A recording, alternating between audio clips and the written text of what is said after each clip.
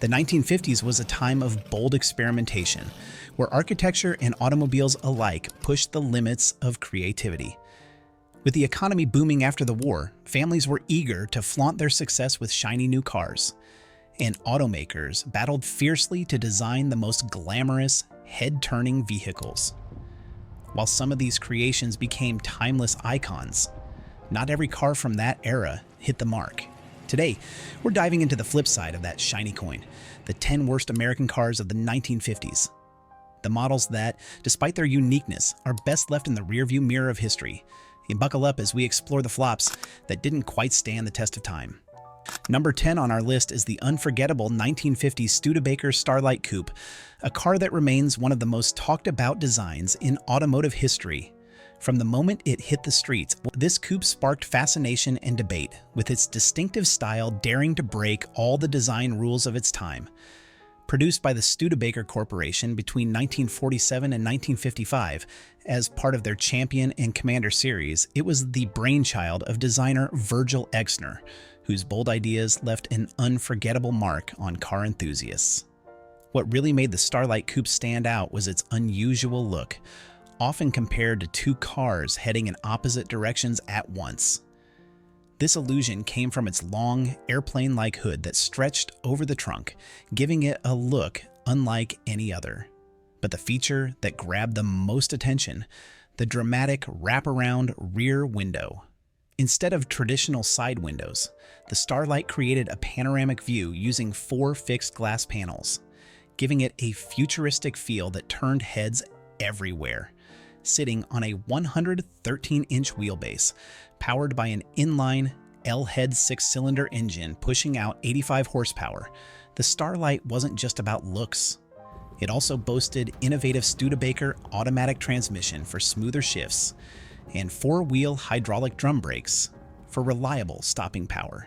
Yet despite its engineering advances, the Starlight Coupe polarized opinions. Some hailed it as a daring glimpse into the future, while others were left scratching their heads over its confusing dual-direction design.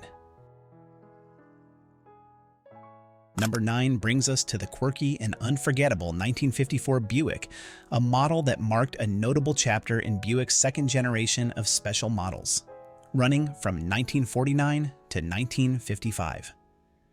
This was a time when Buick earned a reputation for its stylish design and impressive performance, delivering some of the most elegant cars to come out of General Motors in the mid-1950s. Known for iconic features like the sleek portholes on the front fenders and gracefully curved rear-wheel arches, the 1954 Buick was undeniably eye-catching, but not without a few controversial touches. The real conversation starter? The front-end design. Critics couldn't help but point out the drooping headlight, bezels, and the somewhat frowning grille, which gave the car a gloomy, almost melancholic expression. Some even joked that it looked like the automotive version of Marvin the Paranoid Android.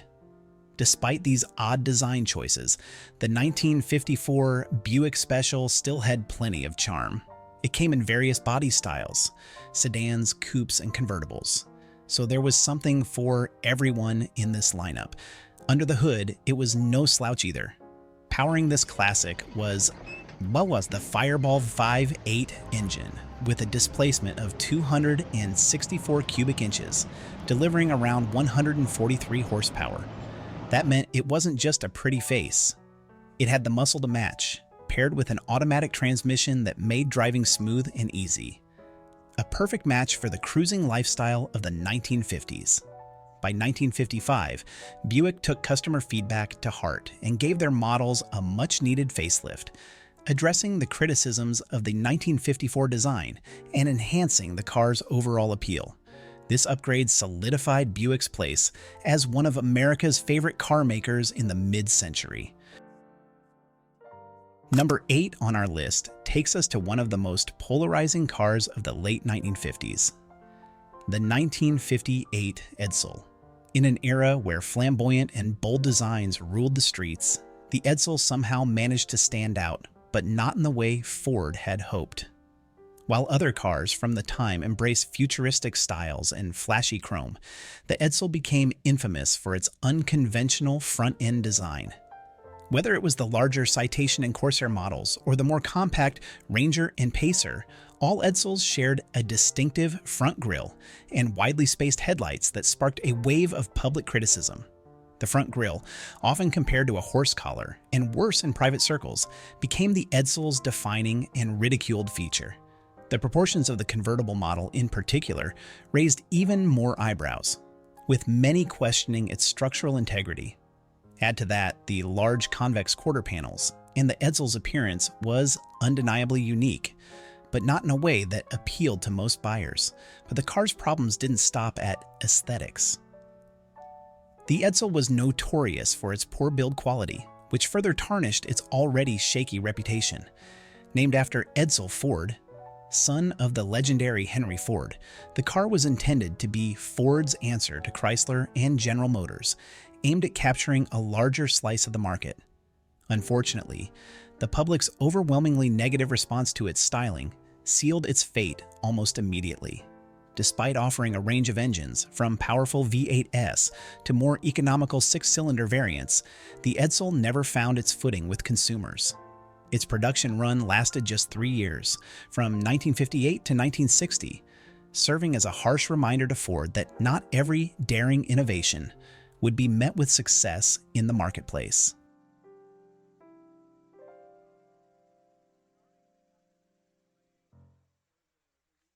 At number 7, we have a car that truly stands out in the annals of automotive history, the 1952 Nash Healey, a unique product of an unlikely collaboration between American powerhouse Nash Kelvinator and the British Donald Healey Motor Company. This car aimed to fuse American muscle with British refinement. Born in 1950 and produced until 1954, the Nash Healey was originally equipped with Nash's Ambassador drivetrain and boasted a chassis and early bodywork crafted by Healey himself. But things took a significant turn in 1952 when legendary Italian designer Battista Farina was brought in to give the Nash Healey a facelift. Farina's influence reshaped the car, giving it a lower, one-piece windshield and bulging rear fenders that turned heads everywhere it went. However, it was the grille and headlights, tucked inside the front fenders, that really got people talking. Some even joked that the Nash Healey looked like it was about to devour another car. Despite its quirky and controversial looks, the Nash Healey was no slouch on the racetrack. In fact, it secured a class win at the prestigious 24 Hours of Le Mans in 1952, finishing third overall behind the likes of Ferrari and Talbot. With 2 engine options over its production run, early models featured a 125 horsepower Nash dual Jetfire inline 6, while later versions received an upgrade to 140 horsepower with the Nash Lehman's dual Jetfire engine. Yet, despite its impressive performance and daring design, the Nash Healey had a hard time winning over mainstream buyers. Its bold grille and headlight design made it a love it or hate it kind of car, which contributed to its divisive reputation. Still, for those who appreciate a car with character and history, the Nash Healey remains a fascinating piece of automotive art. Coming in at number 6 is the 1956 Studebaker Hawk, a car that dared to break the mold, stirring up plenty of conversation. Following the sleek, praised designs of the 1953 Studebaker models crafted by Robert Burke at Raymond Loewy's iconic design studio, the Hawk seemed poised for greatness. But when the 1956 update hit the streets, it took a sharp turn, leaving many people puzzled by its bold new direction. The most eye-catching feature, that bold tombstone grille, which stood in stark contrast to the smooth flowing lines of its predecessors. It certainly grabbed attention, but not all of it was the good kind. Paired with an overload of chrome accents, many felt that instead of enhancing the car, the detailing just made things look cluttered and overdone. Then there were the small, awkward tail fins that critics couldn't stop talking about, disrupting what some saw as the car's overall balance. Still, despite the mixed reviews on its looks, the Studebaker Hawk packed a serious punch when it came to performance. The top-of-the-line Golden Hawk boasted a Packard-sourced 352 cubic inch V8 engine, roaring with 275 horsepower, making it one of the fastest cars of its time. For those seeking a blend of power and everyday drivability, the Skyhawk offered a 289 cubic inch V8 with a respectable 210 horsepower. The Powerhawk carried a 259 cubic inch V8 with 170 horsepower, while the entry-level Flighthawk featured a more modest 6-cylinder engine, delivering 101 horsepower. In the end, the 1956 Studebaker Hawk became infamous for its daring design choices, like that tombstone grille, the chrome overload, and the odd tail fins. Later models, including the flashy 1958 supercharged Golden Hawk, continued to spark debate, while the fiberglass-nosed Packard Hawk only added to the controversy over whether Studebaker's bold innovations hit the mark or missed the boat in car design.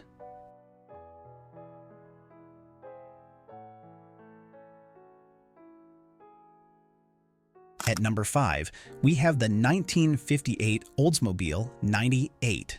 A car that truly defined the phrase "more is more" during an era of over-the-top automotive design.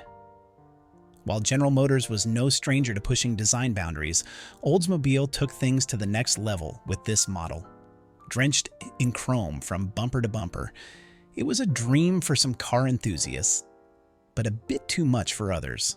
The styling was bold for sure, but to many it crossed into chaotic territory. One of the most divisive features, the headlight design, which had a speed streak mascara look that either wowed people or made them cringe. And then there were the model-like tracks running along the quarter panels, adding more clutter to an already busy design. The trunk didn't escape this excess either, with strangely shaped chrome accents thrown on in a way that felt random, leaving the back end looking oddly disjointed. But it wasn't just about flashy looks. Under the hood, the 1958 Oldsmobile 98 offered a selection of V8 engines, delivering solid performance, even if it had to carry all that extra chrome weight around. Despite its mechanical power and innovative features, the 58 Olds 98 became a symbol of design gone too far. Its overabundance of chrome, unconventional lines, and eye-catching but confusing details left a lasting legacy, earning it a place among the most visually controversial cars of its time. Number 4. The Ford Anglia 105e, introduced in 1959 and produced until 1967, wasn't just another car on British roads. It was a quirky little head-turner that brought a touch of the Thunderbird's flair to the everyday driver. Designed under the guidance of Elwood Ingle at Ford's Birmingham R&D Center, this compact car packed a whole lot of style into a small frame, with its distinctive front end and the now iconic reverse slant rear window giving it an unconventional charm. Inside, the Anglia focused on practicality. The front bucket seats and rear bench easily seated for adults, but don't expect luxury here. It was all about function. Under the hood, the Anglia featured a modest yet efficient 1.0-liter Kent engine that delivered 39 horsepower, paired with a 4-speed manual transmission. It wasn't a speed demon, but it was fuel efficient and got the job done. Despite its love-it-or-hate-it design, the Anglia quickly became a staple on British roads, appreciated for its affordability and no-nonsense practicality. It may not have been flashy, but for many it was the perfect companion for navigating the UK's tight streets and busy motorways.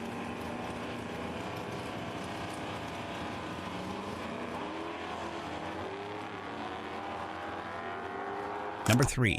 At number 6, we have the Kaiser Dragon, a car that wasn't afraid to stand out in a crowd. Unveiled by Kaiser Motors Corporation as a bold addition to their lineup, the Dragon took the design rulebook and threw it out the window. Built on the second-generation Kaiser platform, the Dragon was known for its eye-catching double-arch windshield and the signature Darren dip on its rear doors, making it instantly recognizable. But what really set the 1953 Kaiser Dragon apart was its daring, luxurious touches.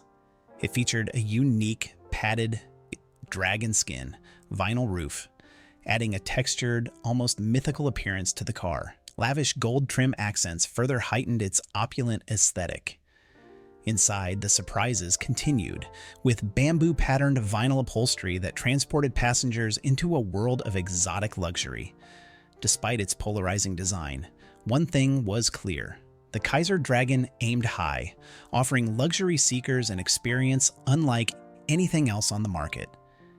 But with bold choices come bold reactions, and not everyone was on board with the Dragon's daring approach.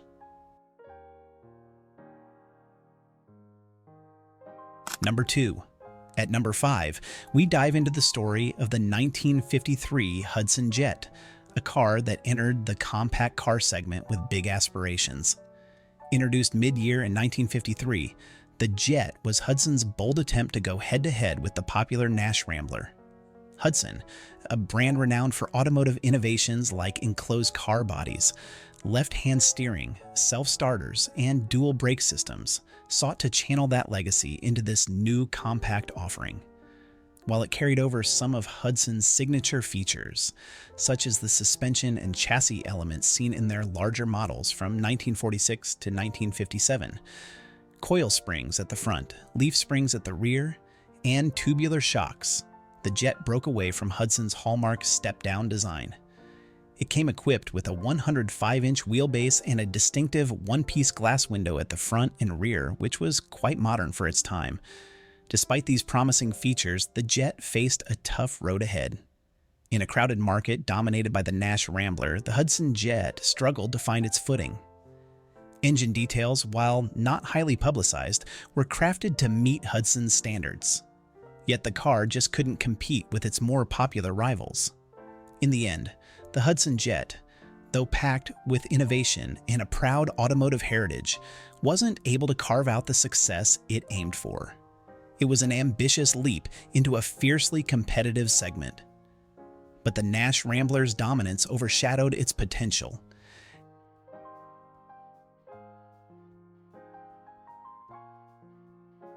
And finally, at number 1, we have the Nash Rambler, a true trailblazer in the world of American compact cars.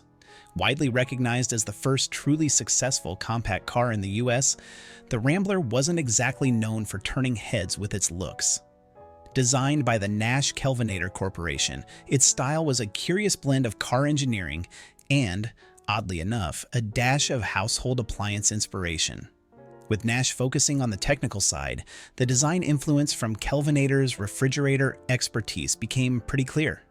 When the Rambler hit the streets in 1949, it adopted the same bathtub body look as Nash's larger cars, complete with skirted wheels and rounded edges. But on the smaller Rambler, this design came off a bit quirky.